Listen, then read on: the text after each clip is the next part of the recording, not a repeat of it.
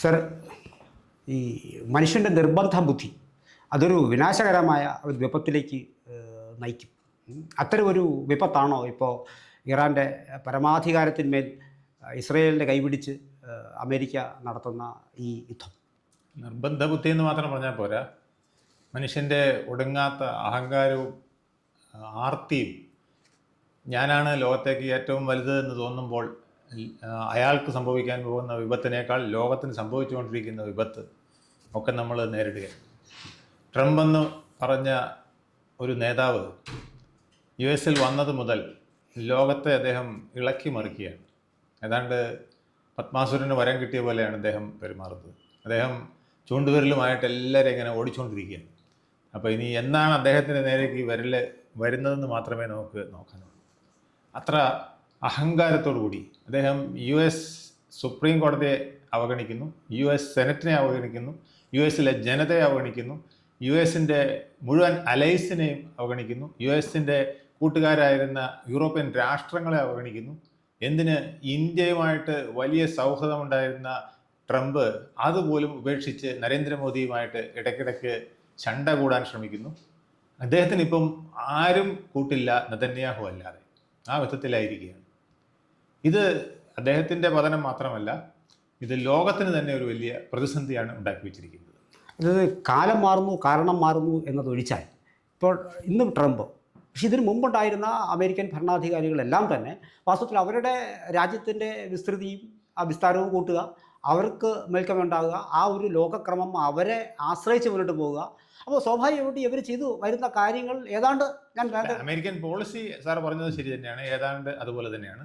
അത് 1917 Woodrow Wilson ഒന്നാം ലോക മഹായുദ്ധം ഉണ്ടാക്കിയ കാലം മുതൽ അവരുടെ ആഗ്രഹങ്ങളെല്ലാം ഇത് തന്നെയാണ്. വി ആർ സുപ്രീം, ഞങ്ങൾക്ക് എല്ലാ ലോകത്തെ സമ്പത്തും കിട്ടണം, ഞങ്ങളുടെ ഡോളറായിരിക്കണം എപ്പോഴും ഉയർന്നു നിൽക്കുന്നത്, ഞങ്ങളുടെ ഡോളർ കൊടുത്താൽ ഞങ്ങൾക്ക് ലോകത്തെ എന്തും വാങ്ങിക്കാൻ പറ്റണം, ഞങ്ങൾ വന്നു കഴിഞ്ഞാൽ എല്ലാവരും ഒച്ചാനിച്ച് നിൽക്കണം. ഇത് വലിയൊരു ഇതായിരുന്നു. അതിൻ്റെ ഫലമായിട്ടാണ് വുഡ്രോ വിൽസൻ്റെ ഇന്നിപ്പോൾ ഉണ്ടായ പോലെ ഒരു ആക്രമണമാണ് ഒരു കാരണം പറഞ്ഞുകൊണ്ട് ജർമ്മനി ആക്രമിച്ചത്. അതാണ് ലോകമഹായുദ്ധത്തിന് കാരണം. പക്ഷെ ഒരു വ്യത്യാസമുണ്ട്, വുഡ്രോ വിൽസൺ മുതൽ ജോർജ് ബുഷ് വരെയുള്ള ആൾക്കാർക്ക് ഒരു വ്യത്യാസം ഉണ്ടായിരുന്നു. അവർ എന്താണ് ഞാൻ ചെയ്യാൻ പോകുന്നത്, ഇത് എവിടെ കൊണ്ട് അവസാനിപ്പിക്കണം, എത്രത്തോളം നേട്ടം നമുക്ക് നേടാം, അത് കഴിഞ്ഞാൽ അത് നിർത്തണം, ഈ ഒരു ക്ലോസ് അദ്ദേഹത്തിന് അറിയാൻ. അതിൽ അല്പം പഴിച്ചു പോയത് ജോർജ് ബുഷിന് മാത്രമാണ്. ഇറാഖിൽ വന്നിട്ട് ചെറിയ തട്ട് കിട്ടി, ആൾക്കാർ ഡെഡ് ബോഡി ഇങ്ങനെ വന്നു തുടങ്ങിയപ്പം അവിടെ വലിയ പ്രശ്നമായി, ചെയ്ത അബദ്ധമായെന്ന് വന്നത് അദ്ദേഹത്തിന് മാത്രമാണ്. ബാക്കിയുള്ളവരെല്ലാം ഏകദേശം ഒരുവിധം, ഈവൻ ലാസ്റ്റ് വന്ന ഒബാമ വരെ ഈ ന്യൂക്ലിയർ പ്രോലിഫറേഷൻ ട്രീറ്റി ഉൾപ്പെടെയുള്ള കാര്യങ്ങൾക്ക് വന്നിട്ട് പോലും അദ്ദേഹം ഒരു വിരട്ടും സൗഹൃദവുമായിട്ടുള്ള നയമാണ് ഇറാനുമായി സ്വീകരിച്ചിരുന്നത്. അതുകൊണ്ട് വലിയ പ്രശ്നമില്ലാതെ ഒരു 10 വർഷത്തെ ഒരു കരാറിൽ ഏർപ്പെടാൻ കഴിയും. ആ കരാർ ഉള്ളത് കൊണ്ട് നമുക്ക് കുറേ അവരെ പിടിച്ചു നിർത്താൻ കഴിഞ്ഞു. ഇപ്പോഴും അതുപോലത്തെ വലിയ ചട്ടക്കൂട്ടുകൾക്കകത്തിട്ട് നിർത്താമായിരുന്നു. അതിനൊന്നും കഴിയാത്ത സാഹചര്യത്തിൽ കൊണ്ടെത്തിച്ചു എന്ന് മാത്രമല്ല, പെട്ടെന്നൊരു ദിവസം നെതന്യാഹുവിൻ്റെ ഒരു കോളാണെന്നാണ് പറയുന്നത്. ഇപ്പോൾ പറ്റിയ സന്ദർഭമാണ്. അവിടുത്തെ 40 top leaders including Ayatollah Ali Khamenei വരെ ഒരു റൂമിനകത്തിരിക്കുകയാണ്. എല്ലാം ഞങ്ങളുടെ പിക്ചർ സഹിതം കിട്ടിയിട്ടുണ്ട്. ഒരു സ്വിച്ച് ഇട്ടാൽ ഇപ്പം തട്ടാം. അപ്പോൾ പറഞ്ഞ് തട്ടിക്കോ. വരും വരായികൾ ആലോചിക്കുന്നില്ല, എന്താണ് അതിൻ്റെ അവസാനം എന്ന് ആലോചിക്കുന്നില്ല, എന്തിനു വേണ്ടിയൊക്കെയാണ് ഇത് ചെയ്യുന്നതെന്ന് ആലോചിക്കുന്നില്ല. ഒറ്റയടി തട്ടി. പിന്നീട് സംഭവിച്ചതെല്ലാം 100 hours ഞാൻ ഈ വാർ അവസാനിപ്പിക്കും, മാക്സിമം 4 days, അവസാനം പിന്നെ 4 weeks ആയി. പിന്നെ പറഞ്ഞു I don't know, for maybe it will long for months അല്ലെങ്കിൽ വീക്സ് എന്നൊക്കെയായി. അദ്ദേഹത്തിന് ഒരു പിടിയുമില്ല, ഇതെവിടെ കൊണ്ട് അവസാനിപ്പിക്കണം എന്നറിയാതെ ഇപ്പം അന്തം വിട്ട് നിൽക്കുകയാണ്. അമേരിക്കയിലെ ഒരു റെക്കോർഡ് പ്രകാരം 27% വാറിനെതിരാണ്. ഏതാണ്ട് പകുതി കൂടുതൽ പിന്നെ ഇത് വേണ്ട എന്നുള്ള അഭിപ്രായത്തിൽ തന്നെയായിരുന്നു. ഏതാണ്ട് 14-15% മാത്രമാണ് വാർ നല്ലതെന്ന് പറയുന്നത്. ബാക്കി 85-86% പേര് എയ്തർ ഇത് വലിയ അബദ്ധമായി പോയി, തെറ്റായി പോയെന്നോ അല്ലെങ്കിൽ ഇതിപ്പോൾ ആവശ്യമില്ല എന്നോ ഉള്ള അഭിപ്രായത്തിലേക്ക് അമേരിക്കയിൽ മാറിയിരിക്കുകയാണ്. സാർ, ഇപ്പോൾ ഈ സാറ് പറഞ്ഞതുപോലെ ഒരു 10-40 പേർ അവിടെ ഉണ്ട് എന്ന് അറിയുന്നു. ഒരു കോൾ ചെല്ലുന്നു, ഇമ്മീഡിയറ്റായിട്ട് യുദ്ധം പറയുന്നു. അപ്പോൾ ആ ഒരു ഗ്യാപ്പിനിടയിലാണ് നമ്മുടെ പ്രധാനമന്ത്രി ഇവിടെ വിദേശ സന്ദർശനം വരുന്നത്.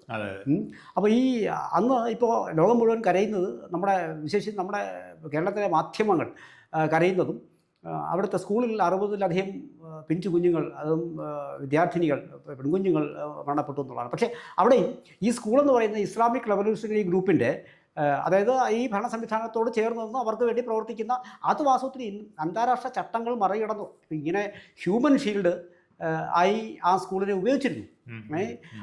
അപ്പോൾ അതിന്മേലാണ് മറ്റ് നിർവാഹങ്ങളില്ലാതെ ഗാസയിലും ചെയ്തിരുന്നത്. ഗാസയിൽ ഹോസ്പിറ്റൽ, സ്കൂൾ, പിന്നെ മറ്റ് ആതുര സ്ഥാപനങ്ങളെല്ലാം, പിന്നെ അതിൻ്റെ അടിയിൽ മിക്കവാറും ഹമാസിൻ്റെ ഒരു യൂണിറ്റ് ആയിരിക്കും, ഒരു സെൻറ്റർ ആയിരിക്കും. പക്ഷേ അവിടെ നമ്മൾ ഉണ്ടാവുന്നത്, ഞാൻ ചോദിക്കാൻ വന്നത്, ഇപ്പോൾ ഈ അന്താരാഷ്ട്ര നിയമങ്ങൾ, ഇപ്പോൾ എത്രയോ സമാധാന ഉടമ്പടികളുണ്ട്, അപ്പോൾ UN സെക്യൂരിറ്റി കൗൺസിൽ, ഇങ്ങനെ നമ്മൾ തന്നെ ഉണ്ടാക്കി വെച്ചതായ, നമ്മുടെ സുഗമമായ മുന്നോട്ടുള്ള പോക്കിൽ ഉണ്ടാക്കി വെച്ച എല്ലാ ഘടകങ്ങളെയും, ചെറിയ രാഷ്ട്രമായാലും ശരി വലിയ രാഷ്ട്രമായും, അതിങ്ങനെ ഓരോരുത്തരും ഇതിനെ വയലേറ്റ് ചെയ്ത് കൊണ്ടിരുന്നാൽ ഇത് എത്ര നാളെങ്കിലും മുന്നോട്ട് പോകും? അല്ല, ഞാനിപ്പോൾ ട്രംപിൻ്റെ കാര്യവും അമേരിക്കയുടെ കാര്യവും പറഞ്ഞ് ഇറാൻ പരിശുദ്ധമായ ഒരു രാഷ്ട്രമെന്നല്ല ഞാൻ പറഞ്ഞത്. ഇറാൻ്റെ 1979 മുതലുള്ള ആ മുല്ലപ്പൂ വിപ്ലവത്തിന് ശേഷം, ഇറാൻ വിപ്ലവത്തിന് ശേഷം അവിടെ നടന്നത് മുഴുവൻ മനുഷ്യാവകാശ ലംഘനങ്ങളും കൊടിയ മനുഷ്യാവകാശ ധ്വംസനങ്ങളും, പ്രത്യേകിച്ച് സ്ത്രീ പീഡനങ്ങളും സ്ത്രീകളോടുള്ള അവജ്ഞയുമൊക്കെയാണ്. ഈ ഇറാൻ എന്ന് പറയുന്നത് ഒരു സ്വരാഷ്ട്രൻ മതം നിന്നിരുന്ന ഒരു രാഷ്ട്രമാണ്. 700 വർഷം മുമ്പ്, AD 700 വർഷമല്ല, AD 700 മുമ്പ് സ്വരാഷ്ട്രൻ മതമായിരുന്നു അവിടെ ഏറ്റവും വലിയ പ്രചാരണത്തിലിരുന്നത്. ഇൻഡോ ആര്യൻ സംസ്കാരമായിരുന്നു അവിടെ നിലനിന്നത്. സ്ത്രീകൾക്ക് ഉന്നതമായ സ്ഥാനം കൊടുത്തിരുന്ന ഒരു രാജ്യമായിരുന്നു. കുടുംബം, സമൂഹം, മാതാപിതാക്കൾ, ഇതിനെല്ലാം വലിയ വില കൊടുത്തിരുന്ന ഒരു രാജ്യമായിരുന്നു. അത് വന്ന് കുറേശ്ശെയായി 1503 തോന്നുന്നു ഷിയ സുന്നികളുടെ രാഷ്ട്രമായിട്ടത് പ്രഖ്യാപിക്കുന്നു. അന്ന് മുതൽ ഷിയ സുന്നികൾക്കാണ് പ്രാധാന്യം. അങ്ങനെ വന്ന് 1935 എൻ്റെ ഓർമ്മ, പിന്നെ ഇറാൻ ആയിട്ട് പേർഷ്യ എന്നുള്ളത് മാറി ഇറാനായിട്ട്. അപ്പോൾ അതിലും അവരുദ്ദേശിച്ച് ഇറാൻ എന്ന് പറഞ്ഞാൽ ആര്യാൻസ് എന്നുള്ളതാണ്. ആര്യന്മാരുടെ സ്ഥലമായതുകൊണ്ടാണ് ഇറാൻ, ആര്യാൻ എന്നുള്ളതാണ് ഇറാൻ ആയതെന്നാണ് പറയുന്നത്. പക്ഷേ ഇതെല്ലാം കഴിഞ്ഞ് കാലക്രമേണ ഈ US-ൻ്റെ താല്പര്യങ്ങൾ അവിടെ വരികയാണ്. അപ്പോൾ രണ്ടാം ലോകമഹായുദ്ധത്തിന് ശേഷം 1953 മുതൽ UK-യും ബ്രിട്ടനും കൂടെ ചേർന്ന് ഇവരെ കൈക്കലാക്കി നിർത്താനാണ് ശ്രമിച്ചത്. രണ്ടാം ലോകമഹായുദ്ധം മുതൽ അങ്ങനെയായിരുന്നു, ഏതാണ്ട് കീഴടക്കിയ പോലെയായിരുന്നു. എന്നിട്ട് ഷായുടെ ഒരു ഭരണകൂടത്തിനെ വീണ്ടും അവിടെ പാവ സർക്കാരായിട്ട് വയ്ക്കുന്നു. എന്നിട്ട് ഇവർ കോടിക്കണക്കിന് ഡോളർ ഈ എണ്ണയിൽ നിന്ന് കൊണ്ടുപോയിക്കൊണ്ടിരുന്നു. UK-യും നേടിയിട്ടുണ്ട്, കൂടുതൽ അമേരിക്കയും നേടി. ഇത് നിലച്ചത് 1979 വിപ്ലവത്തിന് ശേഷമാണ്. ഫുൾ സ്റ്റോപ്പ് ഇട്ടുള്ളത്. അപ്പം അതിൻ്റെ പകയാണിപ്പോൾ ചേർത്തുകൊണ്ടിരിക്കുന്നത്. അണുവായുധം പുറമേ പറയുന്നതും പിറകിൽ എണ്ണയുമാണ് ലക്ഷ്യം. അതിനകത്ത് യാതൊരു സംശയവുമില്ല. അല്ല, ഈ പ്രോക്സി വാർ അവർ അവർ നടത്തിക്കൊണ്ടിരുന്നുള്ള തർക്കമൊന്നും വേണ്ട. അവിടെ അതൊരു ടെററിസ്റ്റ് ഡെസ്റ്റിനേഷൻ തന്നെയാണ്. പക്ഷേ ഇതിനകത്ത് ഈ ഗൾഫ് സെക്ടർ മുഴുവൻ ഒരു അമേരിക്കൻ ബേസ് വന്നാൽ നാളെ അതിൽ നിന്ന് ഇങ്ങോട്ട് മറ്റു പിള്ളേർക്ക് വലിയ ഭീഷണിയായി മാറും. തീർച്ചയായിട്ടും. അപ്പോൾ സ്വാഭാവികമായിട്ടും അതിന് ഇന്നിപ്പോൾ അമേരിക്കയിൽ സ്വാഭാവികമായിട്ടും ഈ പറഞ്ഞതുപോലെ ഇദ്ദേഹത്തിൻ്റെ ട്രംപിൻ്റെ ഇത്തരം ചെയ്തികളെ എതിർക്കുന്നവരുണ്ടെങ്കിലും, ഇനി ട്രംപ് മാറി മറ്റൊരു വന്നാലും അവർ വരുമ്പോൾ സ്വാഭാവികം നമ്മൾ ചിന്തിക്കുക ഇറാനെ കൂടി അവർ കീഴ്പ്പെടുത്തി തന്നെ ഇരിക്കട്ടെ. അതിൻ്റെ ഒരു എക്സ്റ്റൻഷനല്ലേ അവർ വീണ്ടും ചിന്തിക്കുക. തീർച്ചയായിട്ടും. അപ്പോൾ ഇങ്ങനെ പോയിക്കഴിഞ്ഞാൽ ലോകം വരുന്ന ആളുകളിൽ എപ്പോഴും ഒരു യുദ്ധഭീതിയിലായിരിക്കും. അവർ ഇറാൻ ഈ ഗതികെട്ട കാലത്തും ഇറാൻ പറഞ്ഞ എന്താണ്, US-ന്റെ താല്പര്യം എന്ന് പറയുന്നത് ഇന്ത്യ, ചൈന, റഷ്യ ഇവരാരും ഗതി പിടിക്കരുത്, ഇറാൻ ഒന്നും ഗതി പിടിക്കരുത്, ഏഷ്യൻ രാജ്യങ്ങൾ ഗതി പിടിക്കരുത്, മിഡിൽ ഈസ്റ്റ് രാജ്യങ്ങളൊന്നും ഗതി പിടിക്കരുത്, ഞങ്ങളുടെ സാമന്തരായിട്ട് ഇങ്ങനെ കഴിഞ്ഞോളണം. അതിന് മറ്റ് GCC രാഷ്ട്രങ്ങൾ തയ്യാറാണ്. ആയുധം കൊടുത്ത്, പണവും കൊടുത്ത് ആയുധം എല്ലാം വാങ്ങിച്ച് അവിടെ വെച്ചിരിക്കുകയാണ്. പക്ഷെ അവരുടെ പ്രോപ്പർട്ടീസിനെ ഇപ്പോൾ പൂർണ്ണമായിട്ടും US-ന് സംരക്ഷിക്കാൻ പറ്റുന്നില്ല എന്ന പരാതിയിലാണ് അവർ നിൽക്കുന്നത്, അവരുടെ ഇപ്പോഴത്തെ യുദ്ധം വന്നപ്പോൾ. പക്ഷെ ഇപ്പോൾ ഒന്നും പറയാൻ നിവൃത്തിയില്ല. ഇപ്പോൾ ഉള്ളതും കൂടെ നഷ്ടപ്പെടാൻ പാടില്ലല്ലോ. അതുകൊണ്ട് US-ന്റെ കീഴിൽ നിൽക്കുന്ന അവർക്കെല്ലാം റീത്തിങ്ങിൻ്റെ ഒരു ടൈമായിരിക്കുകയാണ്. അമേരിക്കയുടെ ഈ കടുങ്കൈ വലിയ പ്രശ്നങ്ങൾ ഉണ്ടാക്കാൻ പോകും. ലോകത്തിൻ്റെ ഒരു എക്കണോമിക് സിറ്റുവേഷൻ തകരാൻ പോവാണ്. മനുഷ്യൻ നിർമ്മിച്ച ഒരു കോവിഡായിട്ട് ഈ വാർ മാറുമെന്നാണ് നമുക്ക് നമുക്ക് തോന്നുന്നത് ഇങ്ങനെ പോയാൽ, നീണ്ടുപോയാൽ. ഒരു പക്ഷേ അതിനകത്ത് പിന്നെ ഒന്ന് രണ്ട് കാര്യം കൂടി സംസാരിച്ച് നമുക്ക് ഈ നമ്മുടെ പ്രധാനമന്ത്രിക്ക് ഇത് അറിയാമായിരുന്നു, നമ്മുടെ ആൾക്കാരുടെ ഒരു 1.5 കോടിയോളം വരും എന്ന് പറയുന്നു. സ്വാഭാവിക 1 കോടിയോ പ്ലസ് ഉണ്ടാവുമായിരിക്കാം. പക്ഷേ അപ്പോൾ അവരുടെ ഈ കാര്യങ്ങൾ എന്താകും യുദ്ധം തുടങ്ങിക്കഴിഞ്ഞാൽ എന്നുള്ള ഒരു ആശങ്ക അദ്ദേഹം പങ്കുവച്ചതായി നമുക്ക് ഊഹിക്കാം. ഒരു പക്ഷേ അങ്ങനെ പോയിട്ടുണ്ടെങ്കിൽ ചിലപ്പോൾ അങ്ങനെ ചിന്തിച്ചിരിക്കാം. അപ്പോൾ അത് ആ ഒരു സാഹചര്യത്തിൽ വാർത്തകൾ പോലും വന്നിരുന്നു, അതായത് നമ്മുടെ മലയാള മാധ്യമങ്ങളിൽ പോലും വാർത്ത വന്നിരുന്നു, നിങ്ങൾ സുരക്ഷിത സ്ഥലത്തേക്ക് മാറണം, യുദ്ധം നടക്കാനുള്ള സാധ്യതയുണ്ടെന്ന് പറയുന്നു. അപ്പോൾ ഇതിനകത്ത് ഈ ഇത്തരത്തിലുള്ള ചെയ്തികളെ പിടിച്ചു നിർത്താൻ പാകത്തിലുള്ള മനസ്സ് വളർന്ന ഒരു ലോക നേതാവിൻ്റെ അഭാവം, ഒരു മഹത്തായ വ്യക്തിത്വത്തിൻ്റെ അഭാവം സ്വാഭാവികമായിട്ട് ഇന്നുണ്ട്, ഈ കാലഘട്ടത്തിലുണ്ട്. അപ്പോൾ അവിടെ നമുക്ക് എന്തെങ്കിലും ഒരു സാധ്യത ഇന്ത്യയുടെ ഇടപെടൽ, കാരണം നമുക്കൂടി നാളെ ഇത് വിനയായിട്ടാണ് ഈ കയറി വന്നു കഴിഞ്ഞാൽ. അപ്പോൾ അത് ഭാരതത്തിന് അതിനുള്ള കപ്പാസിറ്റി ഉള്ളൊരു സമയമാണെന്നാണ് എനിക്ക് തോന്നുന്നത്. അങ്ങനെ ഏതെങ്കിലും ഒരു ഇടപെടൽ ഇതിനകത്ത് വരാനുള്ള സാധ്യത തീർച്ചയായിട്ടും ഉണ്ട്. അതിന് മുമ്പായിട്ട് ഞാൻ ഒരു കാര്യം അങ്ങനെ പറഞ്ഞതിൽ നിന്ന് ഒരു ചെറിയ കറക്ഷൻ. അതായത് ഇസ്രായേലിൻ്റെ അംബാസഡർ ഇന്നലെ മിനിങ്ങാന്ന് പറഞ്ഞു നരേന്ദ്രമോദി അവിടെ വന്നപ്പോൾ ഇത് ഡിസ്കസ് ചെയ്തെന്ന് പറയുന്നത് ശരിയല്ല. കാരണം ആ സമയത്ത് ഞങ്ങൾ വാറിന് പ്രിപ്പയർഡ് അല്ലായിരുന്നു. ഞങ്ങൾ സന്നാഹങ്ങൾ ഒരുക്കിയെങ്കിലും ഞങ്ങൾ നാളെ വാർ തുടങ്ങാൻ പോകുന്നുള്ള തീരുമാനമില്ലായിരുന്നു. അത് ക്യാബിനറ്റ് പോലും ഡിസൈഡ് ചെയ്തത് അദ്ദേഹം പോയതിനു ശേഷമാണ്. അത്തരം ഒരു കാര്യം അവർ തമ്മിൽ ഡിസ്കസ് ചെയ്തിരിക്കാൻ ഇടയില്ല എന്ന് ഞാൻ വിശ്വസിക്കുന്നു എന്നുള്ളതാണ് അദ്ദേഹം പറഞ്ഞത്. അതിൽ എത്രത്തോളം സത്യമുണ്ടെന്നുള്ളത്. പക്ഷേ അങ്ങനെയാണെങ്കിൽ ഈ വാർ തുടങ്ങുന്നതിന് 48 അവേഴ്സിന് മുമ്പ് 23-ാം തീയതി മലയാള മാധ്യമങ്ങൾ ഉൾപ്പെടെ കേന്ദ്ര സർക്കാരിൻ്റെ പിന്നെ അറിയിപ്പ് വന്നിരുന്നു, മുൻകരുതൽ എടുക്കണമെന്ന് പറഞ്ഞു. അപ്പോൾ സ്വാഭാവികമായിട്ട് അവരത് ചിന്തിച്ചിട്ടുണ്ടാവണം. അല്ല, തീർച്ചയായിട്ടും പിന്നെ അവിടെ എന്തെങ്കിലും മെൻഷൻ ഉണ്ടാവാതിരിക്കാൻ വഴിയില്ല. കാരണം ഇങ്ങനെ ഒരു സംഭവം നടക്കുമ്പോൾ ഇറാനിൽ ഇന്ത്യക്ക് $5000 ബില്യൺ അവിടെ ഇൻവെസ്റ്റ്മെന്റ് ഉണ്ട് നമ്മുടെ പോർട്ടില്, പോർട്ടില്. അപ്പം അത് മുഴുവൻ ഇൻവെസ്റ്റ് ചെയ്തിട്ടില്ല എങ്കിലും ആ ഇൻവെസ്റ്റ്മെന്റും ഉൾപ്പെടെ നമുക്ക് വലിയ സ്കോപ്പും നമുക്ക് ഭാവിയിലേക്കുള്ള ഒരു ചൂണ്ടുവലകയും അവിടെ കിടക്കുകയാണ്. അപ്പൊ തീർച്ചയായിട്ടും ഇന്ത്യയെ അറിയിക്കണമെന്ന് നെതന്യാഹു പറഞ്ഞിരിക്കുമ്പോൾ ട്രംപിന് ഇത്തരം കാര്യങ്ങളൊന്നും തോന്നിയിരിക്കില്ല.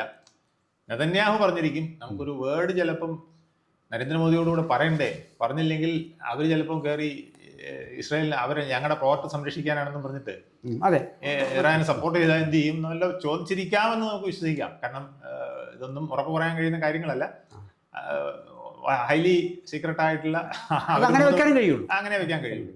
അപ്പൊ അങ്ങനെ എന്തെങ്കിലും സംസാരം നടന്നിരിക്കാം. പക്ഷെ ഇത് ഇത്രയും എസ്കലേറ്റ് ചെയ്യുന്നു, ഈ രീതിയിൽ പോകുന്നു.